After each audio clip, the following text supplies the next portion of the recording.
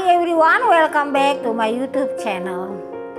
Sebelum Ama memberikan pembahasan, jangan lupa subscribe, share, like, and comment.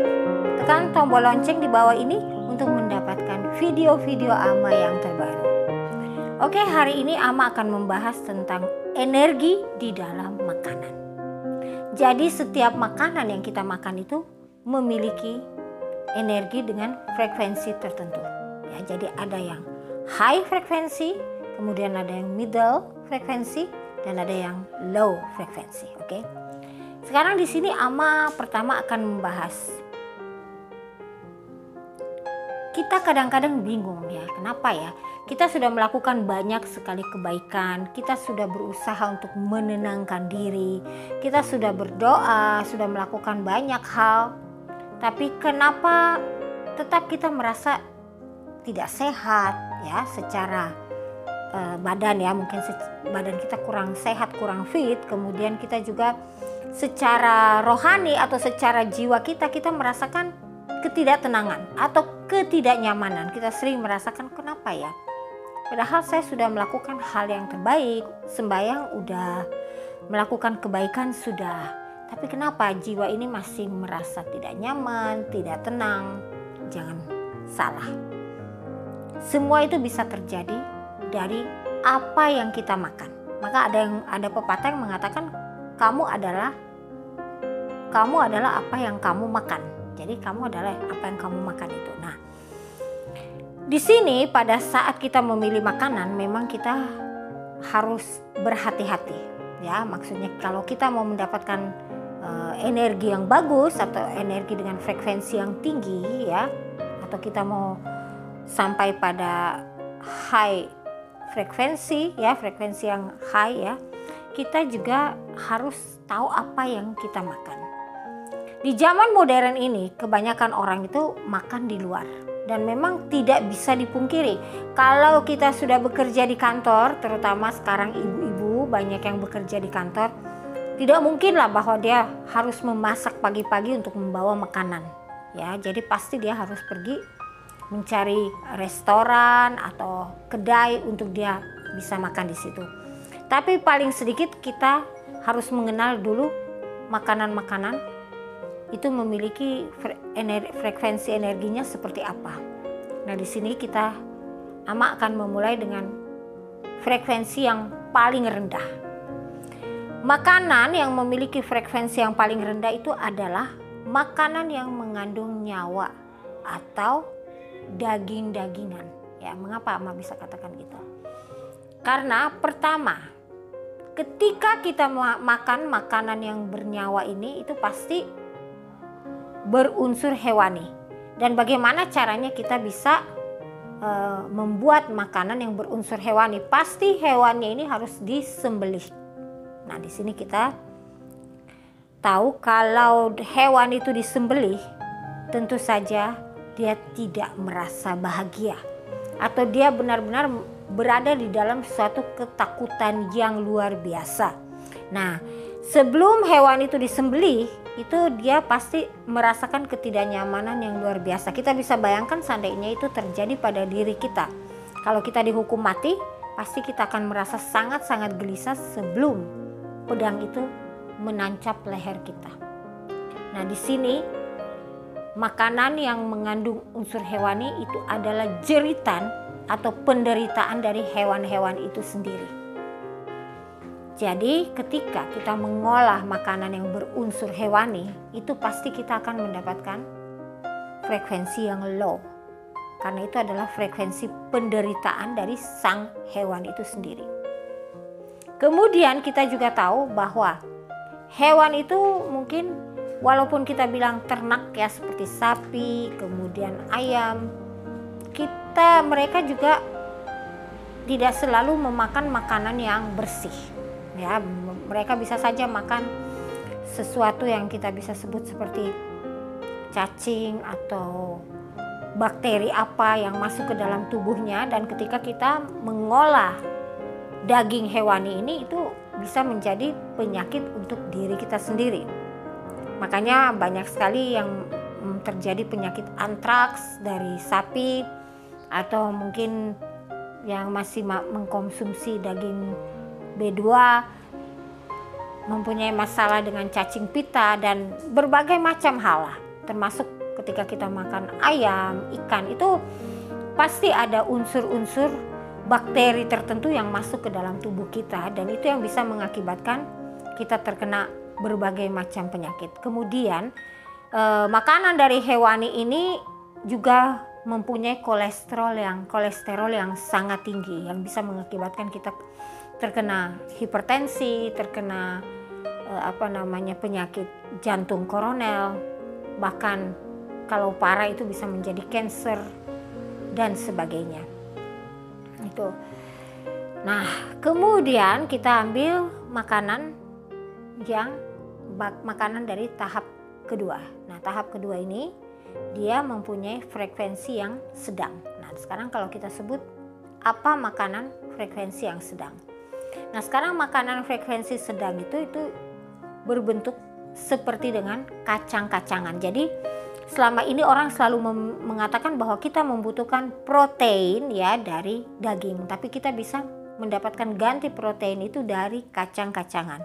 Nah, kacang-kacangan itu sebenarnya sangat-sangat banyak. Ada kacang kedelai yang di Indonesia itu dibuat tempe, tahu dan sebagainya. Bahkan sekarang banyak sekali orang membuat makanan-makanan vegetarian ya, maksudnya dari tepung kedelai. Jadi ada bakso vegetarian, kemudian macam-macam lah ya dibuat ya. Itu semua dari tepung kedelai ya, proteina dan sebagainya itu dari tepung kedelai. Nah, itu pengolahannya ya.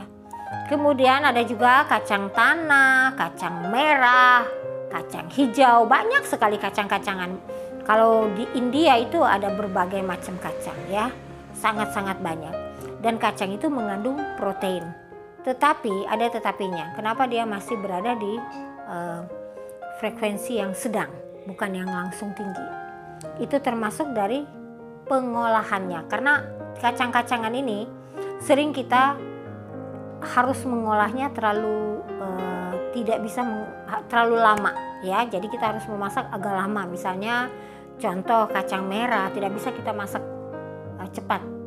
Kita harus cuci dulu, rendam dulu, kemudian airnya kita rebus, kemudian air rebusannya dibuang. Kalau tidak itu bisa mengakibatkan sakit perut ya. Jadi itu di sini makanya kita harus mengolah dan memasaknya itu termasuk dalam jangka waktu yang lama.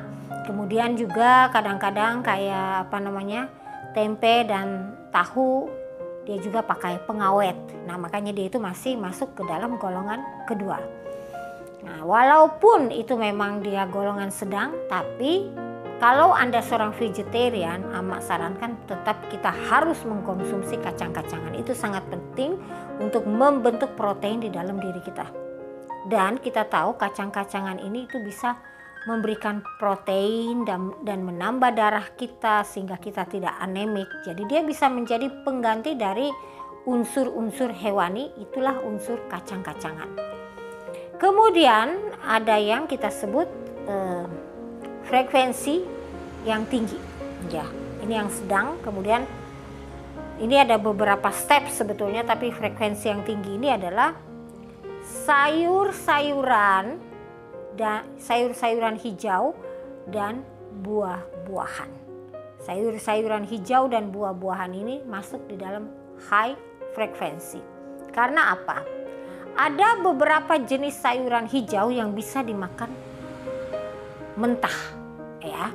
Atau kalaupun direbus just half cook. Kita tidak perlu rebus lama, cuma sebentar, masukkan di air panas sudah selesai. Seperti misalnya contohnya seperti buncis, kemudian bayam, dan banyak sekali bahkan ada yang bisa kita konsumsi secara mentah seperti daun pok-pohan, daun kemangi. Itu dia salad itu mengalami frekuensi yang tinggi. Pokoknya sayur-sayuran hijau itu mempunyai frekuensi yang sangat-sangat tinggi karena dia mudah dicerna dan mudah diserap oleh tubuh. Makanya dia memiliki frekuensi yang tinggi. Demikian juga dengan buah-buahan. Buah-buahan yang mempunyai frekuensi yang tinggi seperti apel, dia adalah antioksida. Dia benar-benar adalah antioksida dan dia bisa mencegah kanker. Dia juga bisa memberikan keawet mudaan, ya. Dia benar-benar itu buah yang sangat bagus dan memang disarankan kita makan tiap hari 1 buah apel.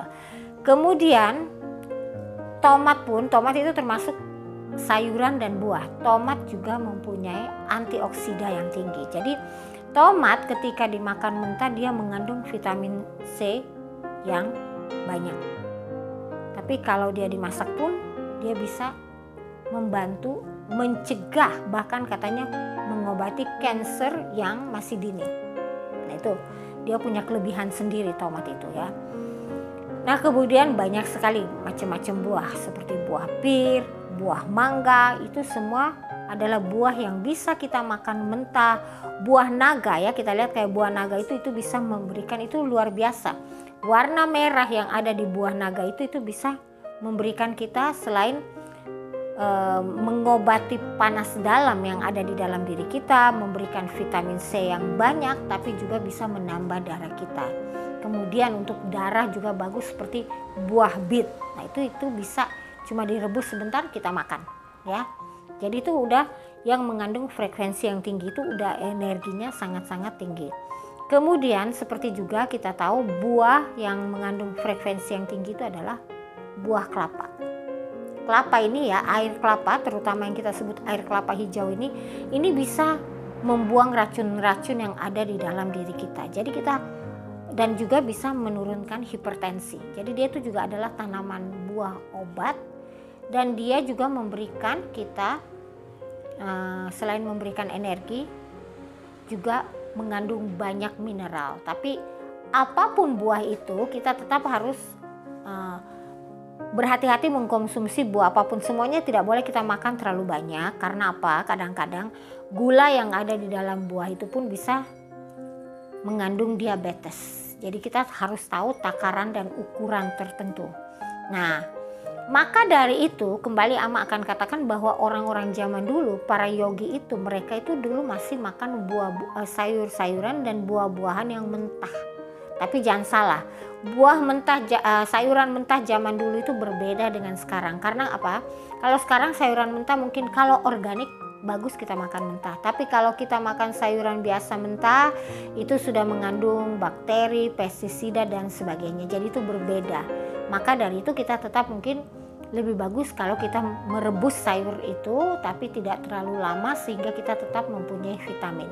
Nah, dengan vitamin-vitamin yang ada di dalam buah-buahan dan sayuran ini akan memberikan energi positif pada diri kita. Ya, jadi memberikan energi positif. Kita akan lebih segar, ya. Kita mendapatkan banyak oksigen juga dari sayur-sayuran itu. Kemudian selain itu juga kita bagus untuk pencernaan kita mendapatkan banyak sekali vitamin, energi, mineral sehingga kita itu lebih sehat. Dan kalau kita sudah merasakan tubuh kita sehat, otomatis pikiran kita akan lebih tenang. Tapi tetap kita harus juga mengkonsumsi kacang-kacangan. Cuma mungkin kita harus sekali lagi mengerti takarannya. Jadi makan kacang-kacangan pun jangan terlalu banyak karena itu juga bisa mengakibatkan asam urat. Tapi kita tetap perlu makan kacang-kacangan. Kemudian otomatis makanan pokok, ya, seperti beras atau roti, ya kan, roti dari gandum itu memang kita butuhkan karena itu membutuhkan karbohidrat. Dan beras, roti, kentang, ya, kentang juga termasuk umbi-umbian, dia masuk di dalam kategori sedang, ya, jadi dia frekuensi yang sedang. Nah, di sini Ama menjelaskan sedikit, ya, tentang makanan-makanan yang bagus untuk diri seseorang, untuk kesehatan dan untuk kebangkitan spiritual kita. Paling sedikit dalam arti kata kita bisa lebih tenang, bisa lebih damai, kan? Karena kita memakan buah-buahan dan makanan yang baik. Nah, kemudian juga ini masalah energi, ya. Siapa yang memasak makanan? Kadang-kadang ada orang kalau kita makan di restoran atau di mana, itu orang yang memasak makanan itu dia dalam kondisi energinya kurang bagus. Misalnya dia dalam kondisi lagi marah, seorang chef misalnya marah sama pegawainya, dia lagi kesel, dia lagi merasa tidak nyaman, atau dia kesal sama keluarga dia, sama istri dia. Dan itu kadang-kadang yang menjadi pengaruh di dalam makanan yang kita makan. Energi itu mempengaruhi kita, sangat mempengaruhi kita. Makanya lah, saya kan makan bukan sesuatu yang mengandung unsur supaya kita marah. Misalnya saya nggak mau makan makanan yang terlalu asin, saya tidak makan daging yang membuat saya itu jadi hipertensi. Tapi kenapa ya setelah saya makan makanan ini saya kok rasanya benar-benar itu rasanya gelisah, tidak tenang. Karena yang memasak dan menyajikan makanan itu dia tidak tenang. Makanya dari itu orang-orang zaman dulu setiap mereka memasak apapun ya di India itu selalu membaca mantra-mantra suci atau membaca doa-doa. Jadi maksudnya supaya kita pada saat memasak itu batin kita tenang dan tidak berpikiran yang aneh-aneh, sehingga makanan itu tidak mempengaruhi keluarga kita. Tapi sekarang kan tidak mungkin seperti itu. Maka dari itu mungkin kalau kita mau makan ya, kita mungkin berdoa dulu supaya energi negatif itu dinetralisir, sehingga mungkin ketika kita makan tidak terlalu menjadi pengaruh di dalam diri kita, di dalam jiwa kita. Itu yang kita harus lakukan. Itu paling simpel, karena sekarang kita nggak bisa memilih untuk memasak tiap hari di rumah. Ya tetap kita harus ke kantor, kadang-kadang kita harus beli makanan di luar, ya whatever lah. Cuma ini juga untuk saran nama untuk orang-orang yang masak itu ya, tukang-tukang masak atau para koki, ya mungkin pada saat melakukan pekerjaan, karena pekerjaan apapun harus dilakukan dengan sukacita, lupakan dulu masalah yang ada ya, fokus pada makanan yang Anda buat, sehingga makanan itu akan menjadi berkat untuk semua orang. Oke, ini yang Ama bisa jelaskan tentang energi di dalam makanan. Dan sekali lagi juga bisa Ama katakan di sini, kalau kita belajar Kundalini ya, pada saat itu kita bisa secara otomatis nurani kita yang akan menuntun kita apa yang boleh kita makan, apa yang perlu kita makan, dan apa yang tidak perlu kita makan. Oke, mudah-mudahan apa yang Ama berikan hari ini bermanfaat untuk kalian semua. Thank you for watching. Namaste. I love you all.